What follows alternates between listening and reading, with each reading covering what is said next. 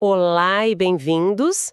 Hoje vamos mergulhar em algo que parece super simples, mas que no fundo define muito da nossa relação com o Estado, né? Documentos de identidade. Exato. Uma coisa do dia a dia. Pois é. E as nossas fontes nos levaram para um lugar bem específico, a Hungria. O sistema deles tem umas peculiaridades que, olha, me deixaram bem curiosa. Hum, Imagina só o seguinte: para provar quem você é, você precisa de um documento, ok? Mas para provar onde você mora, você precisa de um outro, totalmente separado. certo. Já começa a complicar. E tem mais. A sua carteira de motorista pode substituir o primeiro, o de identidade, mas não o segundo, o de endereço. Parece um quebra-cabeça. Totalmente. Pois é, então hoje a nossa missão é justamente essa: montar esse quebra-cabeça. Tentar entender a lógica por trás de um sistema de identidade que, assim, à primeira vista, parece bem complicado. Ok, vamos analisar isso. É um quebra-cabeça fascinante, eu diria. Porque ele revela, tipo, o esqueleto de como o governo húngaro enxerga e organiza os cidadãos. Não é só burocracia por burocracia, sabe? Faz sentido. Cada cartão, cada regrinha conta uma pequena história sobre prioridades administrativas, sobre a história do país e até sobre a filosofia do que significa ser um cidadão lá. E essa questão que você levantou no início, Qual delas? sobre precisar de dois documentos para fazer o que a maioria dos países faz com um só. Acho que esse é o ponto de partida perfeito. Sem dúvida. Por que essa separação? Exato. E para a gente começar a entender, vamos pegar a peça principal. O documento que todo mundo pensa primeiro, né? A identidade. Na Hungria é o Személyi Igazolvány. Um nome um pouco difícil de pronunciar. Sim, mas é a chave. As fontes mostram que ele tem uma história longa. Existe de alguma forma desde 1954. Então ele carrega um certo peso histórico, sabe? Entendi. Ele é a porta de entrada para quase tudo no dia a dia. Abrir conta em banco, resolver algo numa repartição pública. O básico do básico. Aquele que não pode faltar na carteira. Exatamente. E ele está se modernizando. As versões mais novas, os e-Semelic, já vêm com chip e funcionam como um acesso para o Udiafio Capu. Que é o portal de serviços digitais do governo, certo? Isso, tipo um gov.br deles. E aqui a história começa a ficar interessante. Você menciona modernização, acesso digital, o que sugere um movimento para eficiência, para integração. Sim, claro. Mas, ao mesmo tempo, o sistema mantém essa característica que parece vir da direção oposta. Essa identidade hipermoderna, com chip e tudo, não informa onde a pessoa mora. É isso. Para isso, você precisa de outro documento. A Lexinkartia, o cartão de endereço. Não parece um pouco contraditório? É como ter um smartphone de última geração que precisa de um mapa de papel para o GPS funcionar? Essa analogia é perfeita. E na prática, o que isso significa? Quer dizer que para a maioria das coisas importantes, o cidadão húngaro precisa andar com os dois cartões o tempo todo. Sempre. E isso cria uma pequena coreografia burocrática que todo húngaro conhece, sabe? Abrir a carteira, tirar o primeiro cartão, depois procurar o segundo. É um ritual. Imagino. Para matricular um filho na escola, para ter acesso ao sistema de saúde local, para assinar um contrato de internet, você precisa provar quem você é com o CMEI e provar onde você pertence com a Lexinkartia. Um sem o outro não funciona. Exato. Na maioria das vezes, não tem valor. E o cartão de endereço, aliás, ele é bem detalhado. Ele lista tanto o seu endereço permanente, o Alan do Laxin, Certo? quanto um possível endereço temporário, o Tartokodassi Rei. Mas por que essa separação? Assim, de verdade, parece que só complica as coisas. Existe alguma lógica por trás disso que as fontes ajudam a gente a entender? Então, as fontes não dão uma resposta oficial, tipo um decreto explicando por quê. Mas a gente pode inferir uma lógica administrativa que é, na verdade, bem forte. Essa separação não é acidental. Ela provavelmente vem de uma filosofia que enxerga a identidade de uma pessoa como algo permanente, imutável. Já o endereço é, por natureza, transitório. As pessoas se mudam, claro. Pois é. Separar as duas informações simplifica e muito a burocracia. Quando alguém muda de casa, o Estado só precisa emitir um novo cartão de endereço. Que deve ser um documento mais simples e barato de fazer, imagino. Muito mais simples. Não precisa refazer todo o documento de identidade, com as verificações de segurança, a foto nova e agora o chip eletrônico. É uma solução bem pragmática para gerenciar a mobilidade da população. Nossa, faz todo sentido agora. A identidade é o hardware, digamos, e o endereço é o software que pode ser atualizado. É uma forma de pensar bem modular. Exatamente essa é a ideia. Eu fico imaginando a confusão de um estrangeiro que se muda para lá. Ele vai tentar abrir uma conta de celular, entrega o passaporte, todo confiante, E o atendente fica olhando para ele esperando. esperando o outro documento, a Laksin Karta, que para o sistema húngaro é tão fundamental quanto. Exatamente essa situação.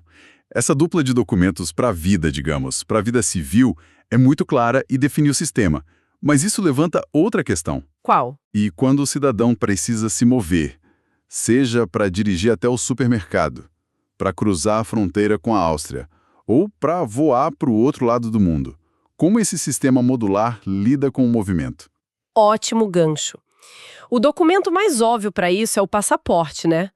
O Utlevel. Certo. A função principal dele é a que todo mundo conhece, viajar para fora da União Europeia. É o ingresso para o resto do mundo. Mas o que me pegou de surpresa nas fontes é que ele não serve só para isso. Ele também é aceito como documento de identidade válido dentro da Hungria. Mas para um pouco, usar um passaporte, que é um documento super complexo, caro, robusto, para se identificar numa loja ou num banco, não é um exagero? Qual é a lógica? Parece um exagero, né? Mas se a gente olhar pela ótica do pragmatismo que a gente viu antes, faz sentido. O sistema parece valorizar a conveniência e a redundância. Redundância. Sim. O Estado pensa, olha, se o cidadão já tem um documento de altíssima segurança no bolso, que foi emitido por mim, por que eu não o aceitaria? Entendi. Dar essa dupla função ao passaporte é um ato de pragmatismo. Digamos que você perdeu a carteira com seu CEMELI, mas tem o passaporte em casa. Você não fica sem identidade, entende? Certo, você tem um backup. Exato. O sistema oferece uma alternativa. Nem todos os sistemas de identificação nacionais têm essa flexibilidade. Muitos são super rígidos. Para fins domésticos, só o documento doméstico serve. E ponto. Entendi. É uma rede de segurança, então. E essa ideia de dupla função parece ser um tema recorrente no sistema deles, porque ela aparece de novo e de forma ainda mais forte com a carteira de motorista, a Jogositven. Exatamente. Aqui a sobreposição de funções fica ainda mais evidente. A função primária é óbvia, provar que você pode dirigir um carro, uma moto, enfim. Claro. Mas a função secundária é a que realmente cimenta essa flexibilidade do sistema húngaro. Por ser um documento em formato de cartão, com foto, dados pessoais e emitido pelo governo com padrões de segurança, a carteira de motorista é considerada um documento de identidade de pleno direito para fins domésticos. Então, na prática, para o dia a dia, muita gente nem deve carregar o CMEI, a identidade oficial. A carteira de motorista já resolve. Para muitas situações, sim. Ela se torna a alternativa mais conveniente, a mais prática. Tipo o quê?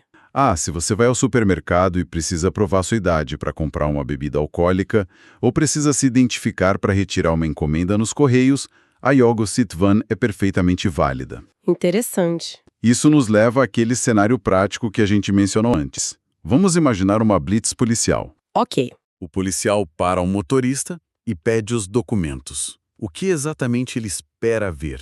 Boa pergunta.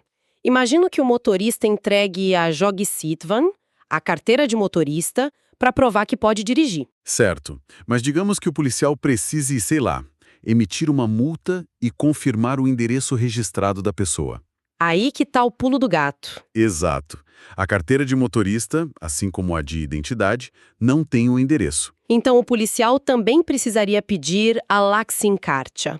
De novo, a dupla dinâmica em ação. Sempre ela. A gente vê como mesmo com as funções sobrepostas e as conveniências, o sistema sempre retorna ao seu pilar central, a separação entre quem você é e onde você mora. É impressionante como esse conceito é a espinha dorsal de tudo. E o mais irônico, que as fontes também apontam, é que o sistema se dobra sobre si mesmo. Como assim? O documento de identidade principal, o CML, que é para uso doméstico, ele também tem uma função de viagem Ah, sim. dentro da Europa. Isso. Ele é aceito para viajar por toda a União Europeia e pelo espaço Schengen. Então, se a gente der um passo para trás e olhar o quadro completo, a imagem que se forma é quase um paradoxo. Gosto dessa palavra.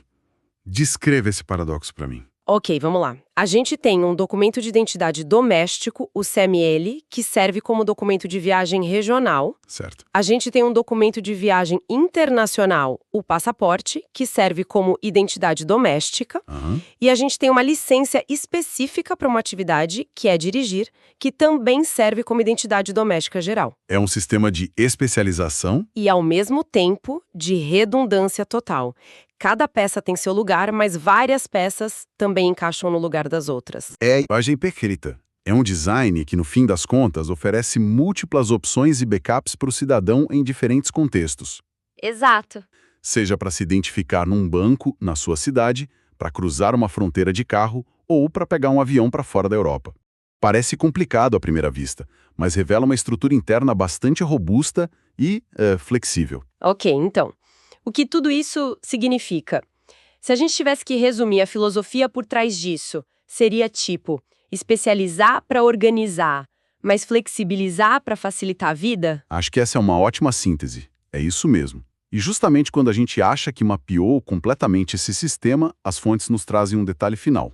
Uma pequena mudança no horizonte que pode indicar uma sutil alteração nessa filosofia. Opa, o que vem por aí? A partir de 2025, os novos documentos emitidos na Hungria terão uma mudança no campo do emissor. Certo. Em vez de constar o nome do órgão específico que emitiu o documento, vai passar a constar Magyarország Kormánya, Que se traduz como... Governo da Hungria.